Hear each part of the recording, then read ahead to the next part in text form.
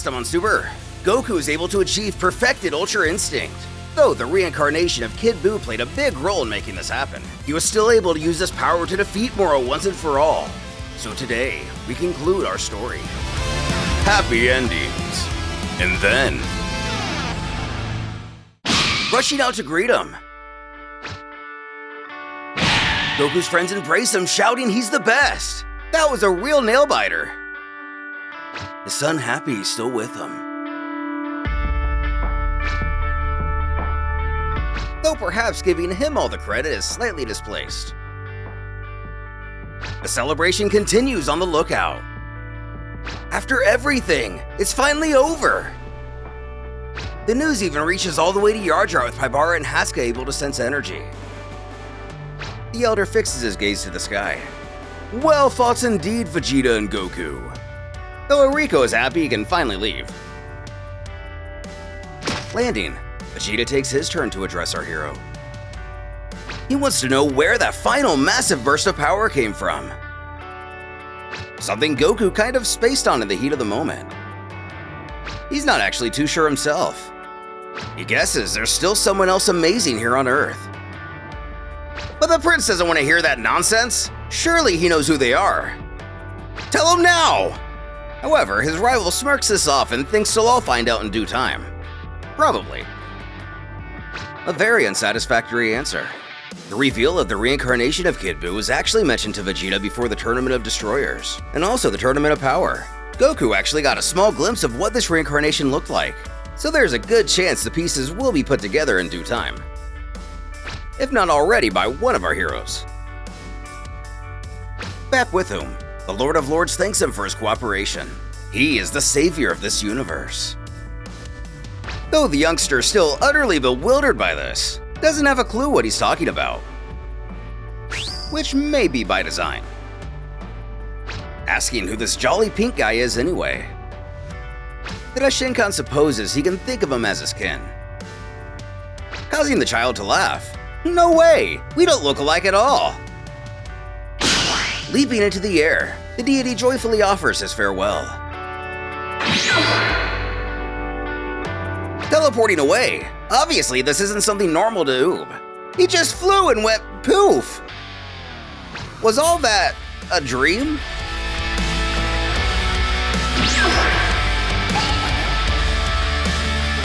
Getting back to the lookout.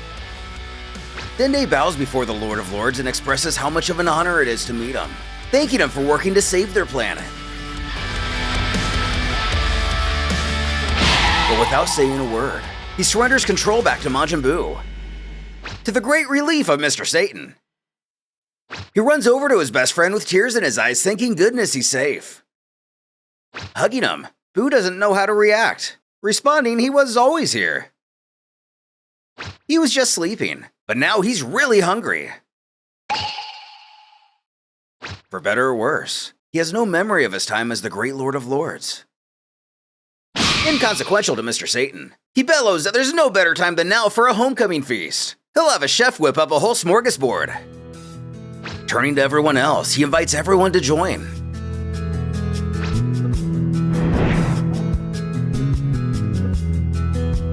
So a short time later at the garden of Hercule's house.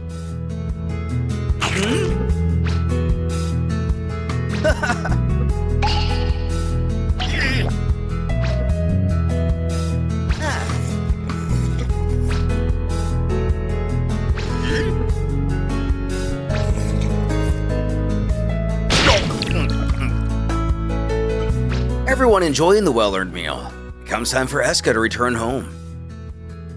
However, he will surely never forget his new friends. After saying his goodbyes, the young Namekian returned to planet Namek. The power of the resurrected Dragon Balls restored the planets caught in Morrow's wake and revived the beings who had been killed, from the ones we already know, to even those who didn't get much screen time. And so, the universe was back to the way it was. Except for a certain angel trainee.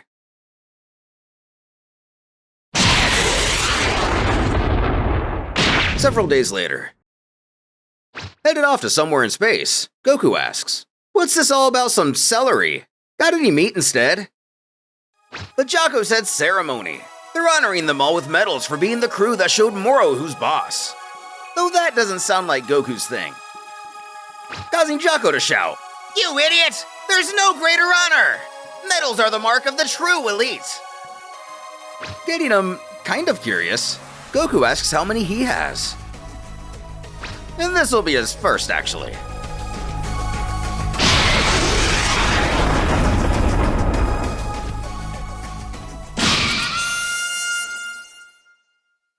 Gathering in front of the Galactic King, complete with band and all. The Octo-Man congratulates them on their good work. Distributing the medals. He thanks Goku specifically for slaying Morrow. Going to shake his hand, he again grabs something that's not a hand. An assistant addresses each of the honorees by name. Goku, Vegeta the Fourth, Majin Buu, and Jocko, Terramint, Paibashi.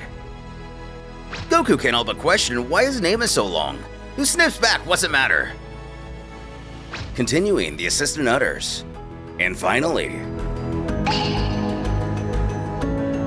getting our hero curious if there's someone else to honor. Merus, now known as Merus Wishiabashi. Huh?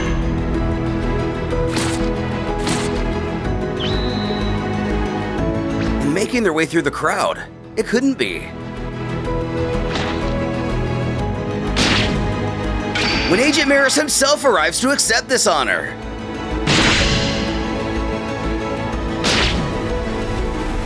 Elated and bewildered how it could actually be him.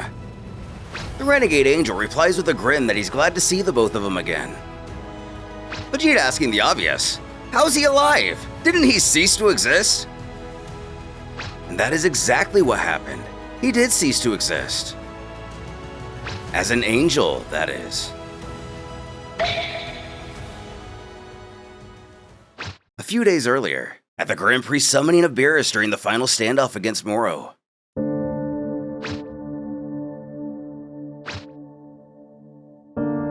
Their superior remarks, "You two should have some idea of why you're being summoned."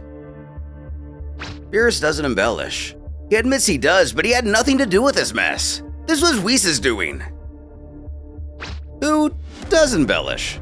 Whis admits fault, but under the condition, he certainly didn't expect Merus to violate their angel laws. The Grand Priest resolves that he was wrong to place Merus in his care. The angel could only offer his deepest apologies. Pausing and delivering a stern glare, the GP states that ordinarily, it is the fate of law-breaking angels to vanish from existence forever. That said, he personally eradicated Merus temporarily before resurrecting him as immortal, catching the Destroyer's attention.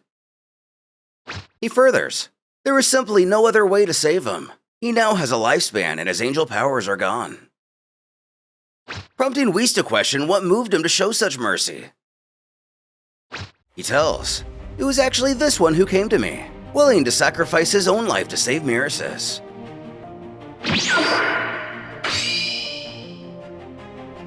Cueing Shin to appear, who thanks him for reconsidering the matter. And Beerus to query when the Kaioshin got here. Answering the why instead of when, he chortles, "It was all I could do, I'm afraid." But the Destroyer scolds, "How dare you put our lives on the chopping block! You and I are two sides of the same coin, remember?" Before he can tear the Kaio a new one, the Grand Priest goes on. In any case, for your involvement in this trouble, I will have to impose a penalty on the three of you. And what kind of penalty? We jump over to the Kingdom of Zeno where we see his attendants and guards getting a much-needed break. Though if they're here... Zeno shouts, "Go, go, faster!" When we spot the two of them piggybacking both the Destroyer and Kaioshin in a race of some kind. Clicking a stopwatch, Whis informs, Horsey Beerus 121.39 Jix. Horsey Kaioshin, 134.04 Jix. One of the Zenos complain, "You have to gallop faster." Given the stakes, this isn't a demand Beerus talks back to. The Grand Priest smirks that he's been meaning to give their two attendants some time off, so this is perfect. While complying on the outside. Inside, all the Destroyer can think of is this is Goku's fault. Merus only broke that dumb law because of him. Getting his ears yanked on, he questions Whis what that Goku's up to right now. Looking in, he appears to be partying it up with Merus and the others at the Galactic Patrol HQ. In a largely opposite situation, he's gotta be kidding!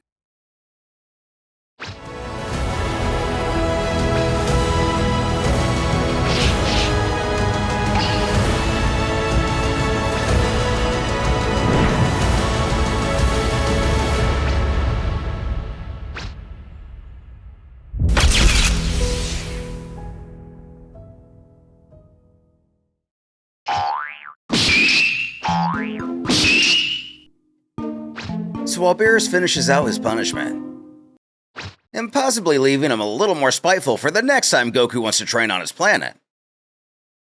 With that, Goku and his friends' time in the Galactic Patrol is over. Peace returned to the universe.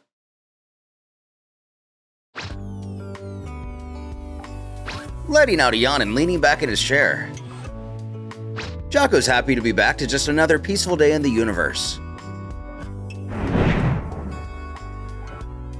Lamus questions, shouldn't he be out on patrol? But he just got back from that, so for the rest of his shift, he's on Cyber Patrol duty. And Cyber Patrol just looks like an auction site to him. Sauntering off, I've got some business at the Galactic Prison. You've clearly got some time on your hands, so you're coming with me. Who tries to argue he's actually about to go out on patrol again in a minute. Calling him on his nonsense, Calamus reminds he just said he was finished.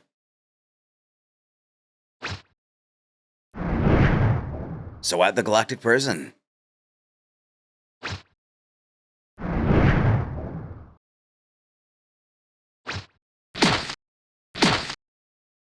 Passing Misa's cell. She greets him that it's been a while, asking how it's hanging. Jocko replies, "Lots of peace and quiet, no thanks to you." Who scoffs and taunts back, "Is that so? You sure you don't want to play with us?" Causing him to bark in return, "As if! You're never busting out ever again!" Stopping at Yumba's cell, Calamus has a question for them all. His squad's radar detected something resembling a faint distress signal coming from the crater left by Morrow's explosion. Do they have any idea what that might be?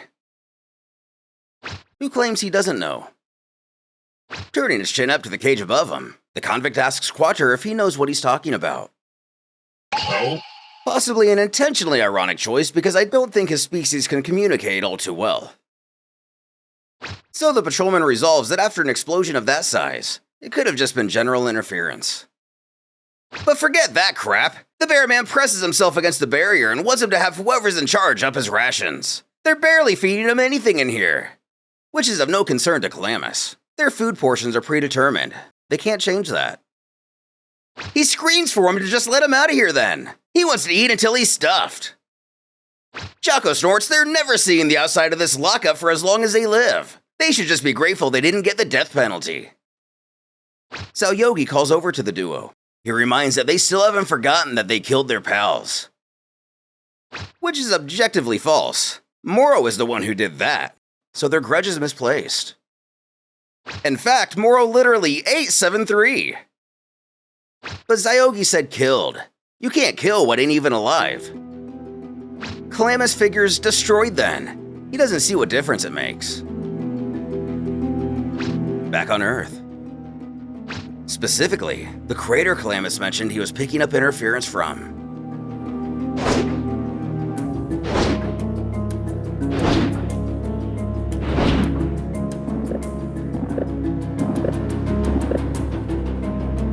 The convict snips. 7-3 was just another thing we stole. He was empty at first, but as time went on, we filled him with data and turned him into a powerhouse. All that hard work's gone now. The guard's only happy to hear he's been obliterated in that case. Can't have things that dangerous running amok.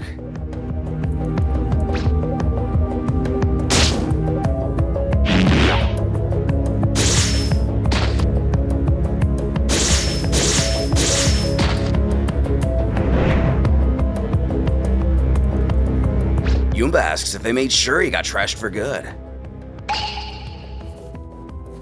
But Jocko recalls there being nothing left of him, just like Morrow, so why waste their time?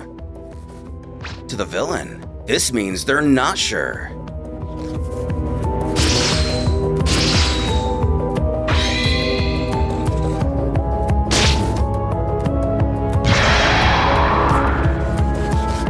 Getting annoyed, the Highly Patrolman believes this claim to be ridiculous. 7-3 is gone and they need to quit being sore losers. If they can't answer his question, then this conversation's over. Assuring his partner to follow, Jocko gets in one last jab telling him to think hard about his crimes. Walking away, he questions if he actually did examine the inside of that crater. And he did. From above. At a glance. And if that's so, they'd better go do a thorough check just in case.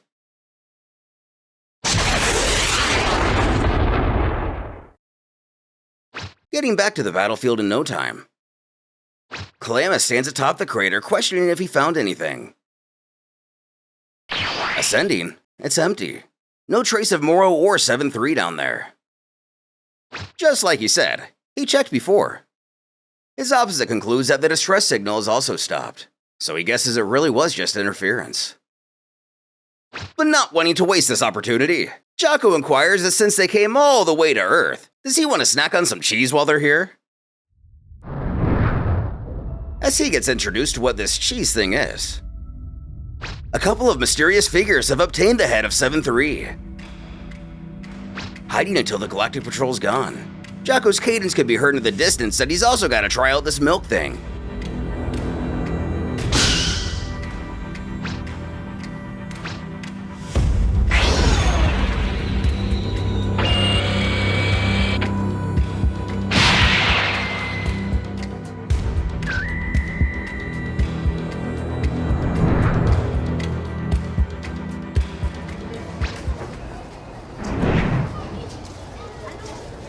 Getting all the cheese and milk he can carry, Calamus questions if he gets this much every time he comes to this planet. Who explains he could just get it online, but it's like 3 times as pricey, explaining his cyber patrol from earlier. A few months later, in a far-flung corner of the universe, far from Earth, a Cyclops wearing the same uniform as the mysterious figures addresses his leader. Master Goichi. He informs the data has been copied into all the other units. The portly captain assures they've done well. This is great news. What's more, all units should now have equivalent capabilities. The commander grows a sinister smile. We never expected OG-73I to be powered up to this extent. A pleasant payoff for all our efforts. His underling adds, all seemed lost when Sagambo and his goons stole that one, but it seems that luck is now on our side. Both happy to be rid of those rotten bandits. Standing and laughing, the leader announces that the time has come for them to rule the universe.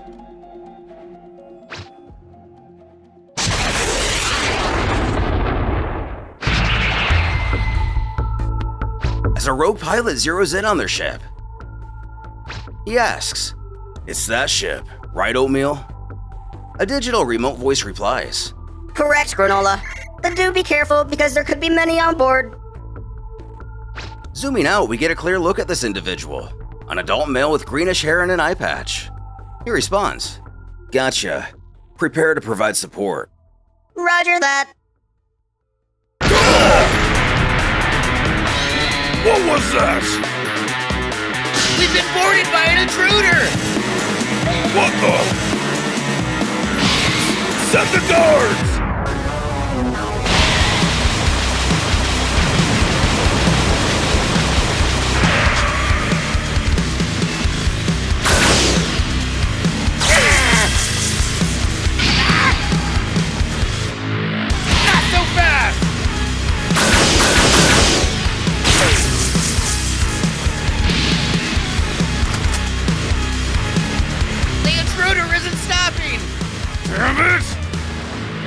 Activate the OG soldiers! All of them!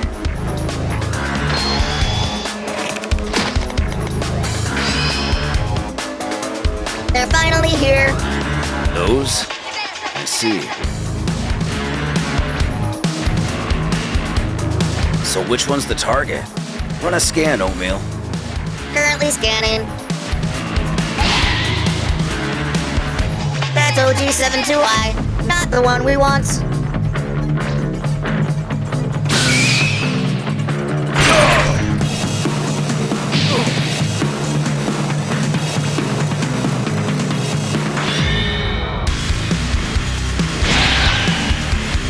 OG20, OGIWI, OG31, OG51. The target is not here.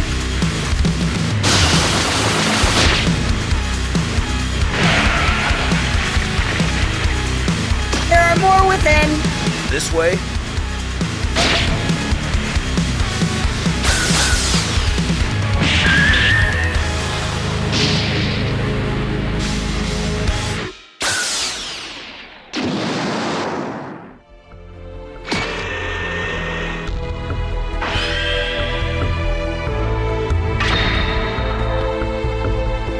There! In the middle. That's OG73I. Just who is this green-haired man? And if he's able to match up against 7-3, how has he managed to fly under the radar for so long? Find out in the next arc of Dragon Ball Super.